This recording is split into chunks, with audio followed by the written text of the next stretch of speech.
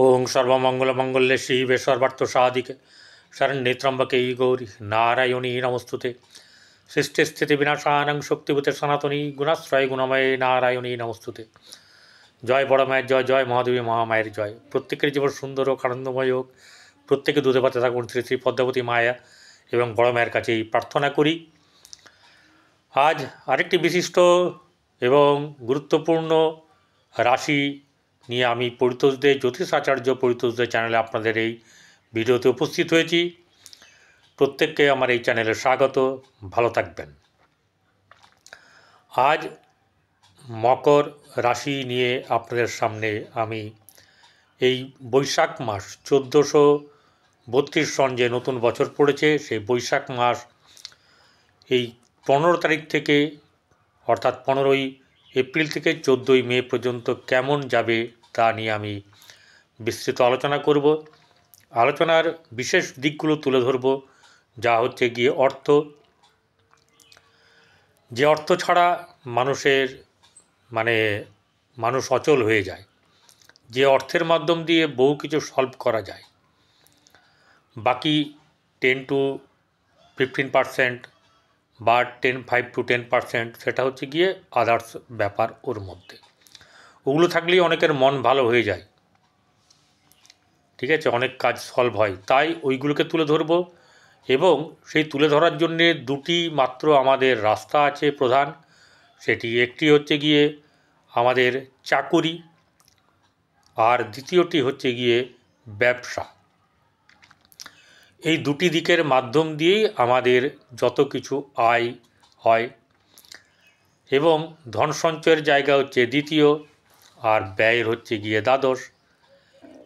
এছাড়া যেগুলো বিচার্য বিষয় তা হচ্ছে সন্তান, প্রেম, প্রেমিকা ইত্যাদি ব্যাপার, বৈবাহিক জীবন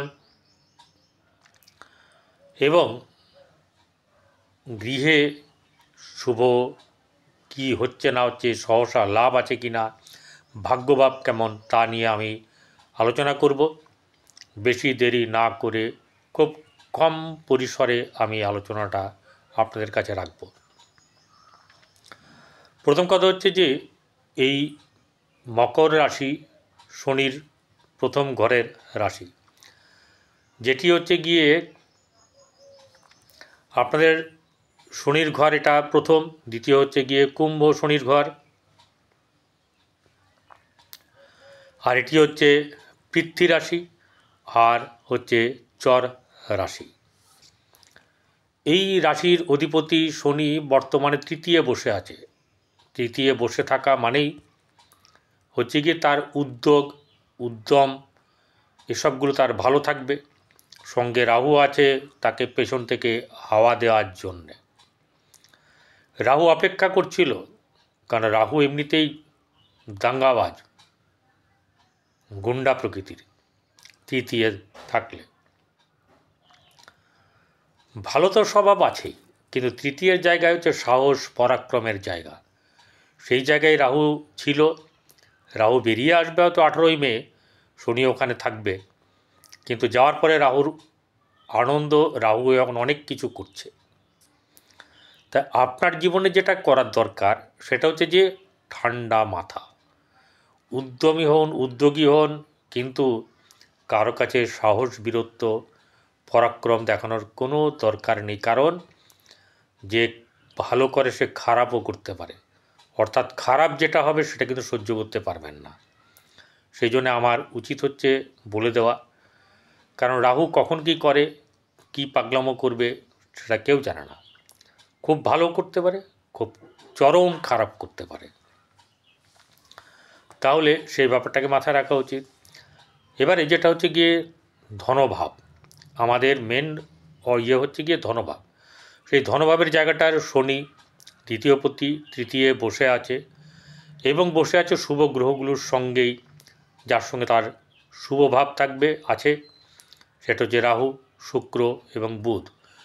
একটা জিনিস হচ্ছে যে বুধ এখানে নিচস্থ, কিন্তু নিচস্থ হয়ে গিয়েও এখানে তার বন্ধু শুক্র উচ্চ থাকার কারণের জন্যে কি হয়েছে, নীচ ভঙ্গ রাজযোগের ফল আপনারা পাবেন।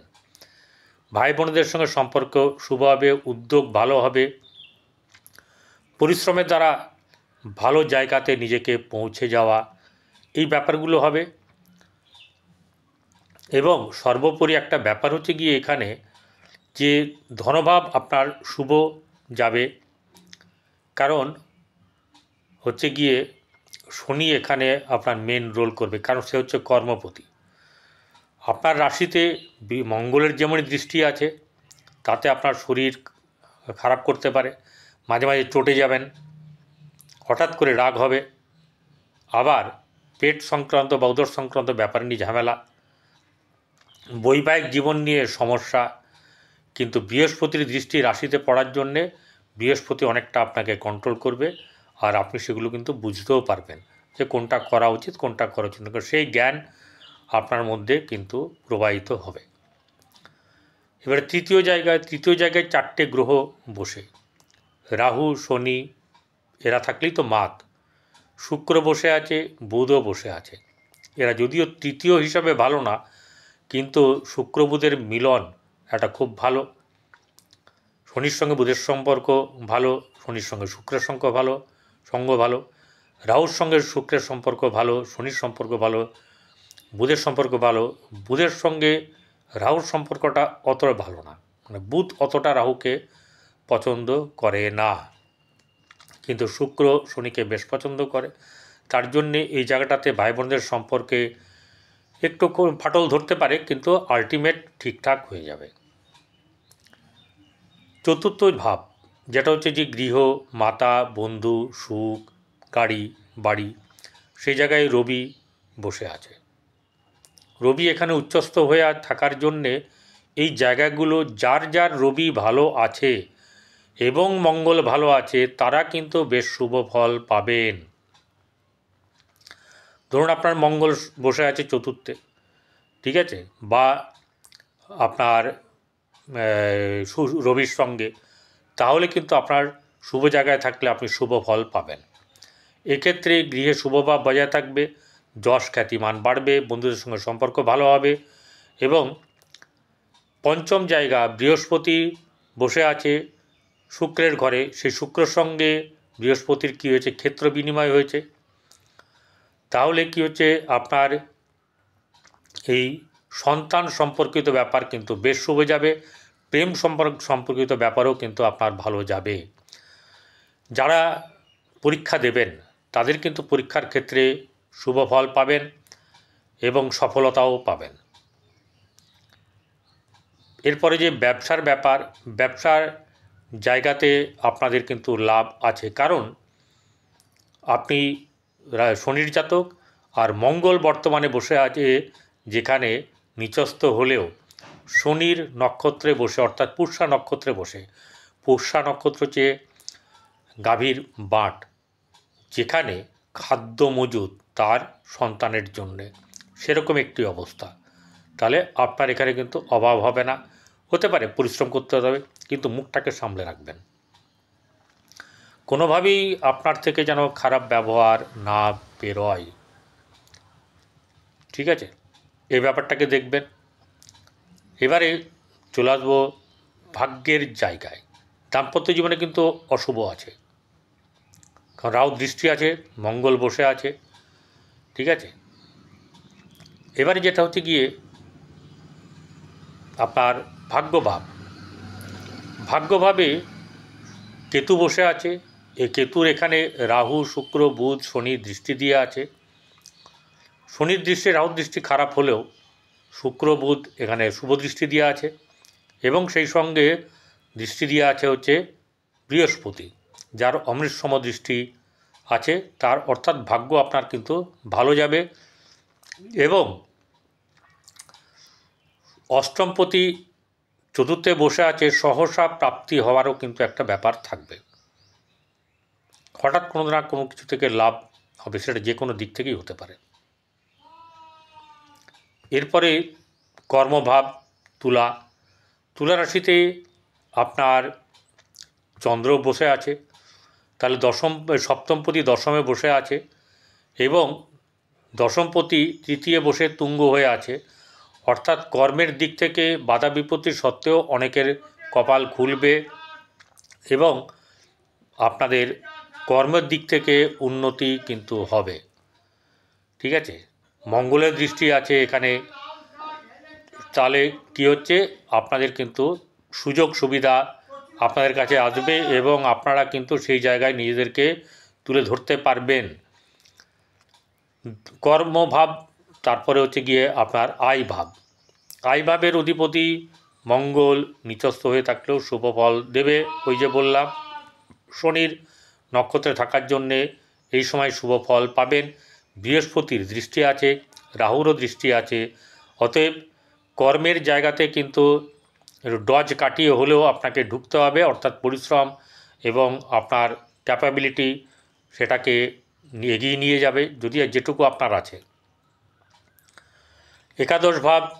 একাদশ ভাবের আপনার হচ্ছে গিয়ে অনেকটাই সফলতা আসবে, কিন্তু একটা ব্যাপার হচ্ছে যে সেটা কিন্তু আপনাকে মাথা খাটিয়ে বুদ্ধি খাটিয়ে বের করে আনতে হবে।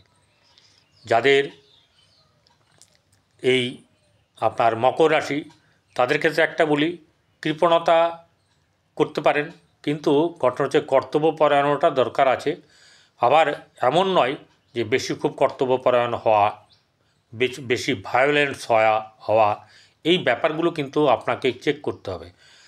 অর্থাৎ আগামী 18ই মে পর্যন্ত আপনাকে খুব সাবধানে থাকতে হবে, চলতে হবে, কথা বলতে হবে, রাস্তায় আসা যাতায়াত সব কিছুর দিকে নিজের প্রতি নিজের নজর রাখবেন। গরুকে আপনার প্রথম রুটিটা খাওয়ান, শেষ রুটিটা ঘরের তৈরি আপনার কুকুরকে এবং কাককে খাওয়ান। আর যেটা করবেন সেটা হচ্ছে গিয়ে কেশরের তিলক ব্যবহার করুন। যারা খেতে পায় না বা মানে অভুক্ত থাকে, অভুক্তদেরকে আপনারা কিন্তু খাওয়ান, যেটুকু পকেট পারমিট করবে সেটুকু খাওয়ান। না হলেও এই যে আগামীকাল শনিবার আছে, শনিবারে অন্তত 2টো সিঙ্গাড়া কিনে খাওয়ান। কত যাবে? 10 টাকা, 20 টাকা, 15 টাকা যাবে। সেটুকু না করুন না, ভালো হবে আপনার। আপনি কাজ করবেন, আপনার কর্মের দ্বারাই আপনি উঠতে পারবেন। নমস্কার।